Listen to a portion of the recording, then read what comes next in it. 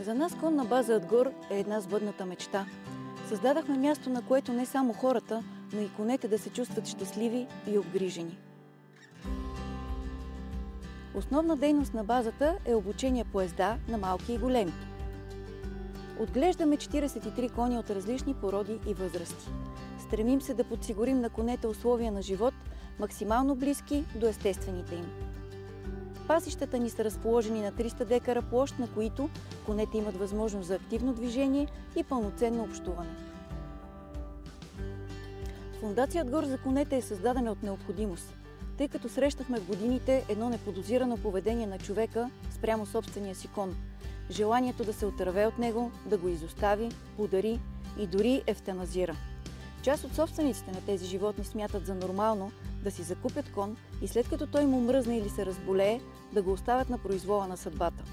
Конете обаче не са, а и не бива да бъдат третирани като бездушни играчки. Наясно сме, че всяко живо същество изисква както грижа, така и отговорност. Списъкът на нуждите им е огромен. Те имат нужда от ваксини, обезпаразитяване, подковаване, изследвания, лекарства, рентгенови снимки, ежегодна поддръжка на зъбите им, хранителни добавки и витамини според здравословното им състояние. В лечението им ползваме ветеринар, хомеопат, прилагаме акупунктура и хиропрактика. Благодарение на дарител закупихме първия в България безжичен инхалатор за коне, който позволява по време на движение на коня да бъде използван и така да се повиши ефективността от лечението му. Ако желаете, бихте могли да ни подкрепите с дарение, доброволен труд или осиновяване на кон.